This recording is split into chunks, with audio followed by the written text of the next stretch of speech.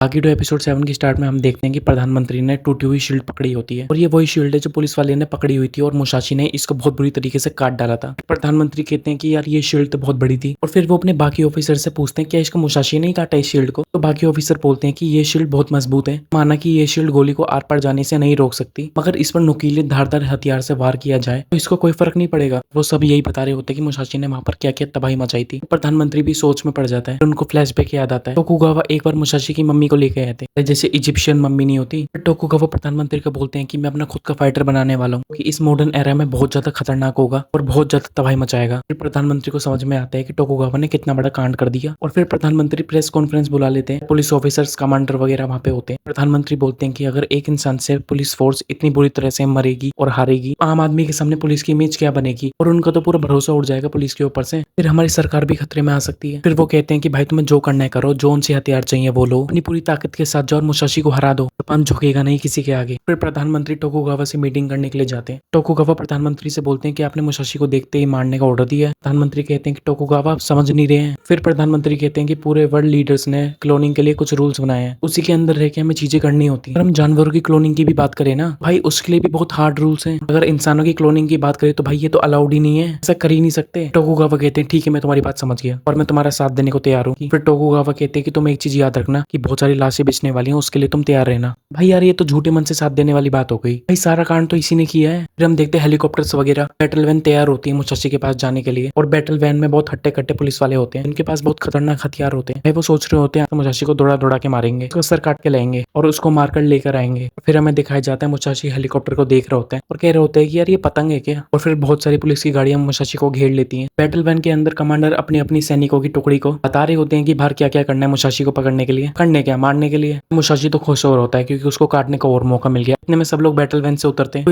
इतने में एक पुलिस वाला नोटिस करता है कि उसके कमांडर के पीछे कोई खड़ा हुआ है। वो और कोई नहीं मुसाशी होता है और मुसाशी बोलते हैं कि तुम तो बोल रहे थे तुम मुझे देखते ही गोली मार दोगे, क्या हुआ। वो इतना कहते ही कमांडर को बहुत बुरी तरीके से सीधा काट देता है और अपने कमांडर को मरता हुआ देख साइड में जो पुलिस वाला होता है उसको गुस्सा आ जाता है। तो मुसाशी पे हमला करने वाला ही होता है कि मगर मुसाशी उसके हाथ काट डालता है। हाथ ही नहीं होंगे तो वो गोली कैसे मारेगा। फिर एक और पुलिस वाला उस पर जैसे ही हमला करने वाला होता है उसको बीचों बीच में से काट डालता है। वो फिर इसी तरह अंधेरे के साए में लहराता हुआ सबको मार रहा होता है, पुलिस वालों से लड़ रहा होता है, उनको काट रहा होता है। मतलब वो किसी का हाथ काट रहा है, किसी की गर्दन काट रहा है, किसी की टांग काट रहा है। भाई वो कमांडर को तो चुन चुन कर बुरी तरीके से मार रहा होता है और उसने बहुत सारे कमांडर मार दिए होते हैं। भाई पुलिस वालों को तो कोई आदेश देने के लिए नहीं होता। फिर जो आखिरी कमांडर होता है जो कि बैटल वैन में बैठा होता है देखता है कि भाई सारे पुलिस वाले इधर उधर भाग रहे होते हैं मुसाशी से और कट रहे होते हैं, मर रहे होते हैं। वो उन सबको आदेश देता है कि गाड़ी के पीछे सब कवर ले लो, आगे पीछे थोड़ी थोड़ी देर में अपनी लोकेशन चेंज करते रहो, अगर मुसाशी कहीं भी दिखे तो गोली चला दो, हर 3 सेकंड में अपने आगे पीछे देखते रहना।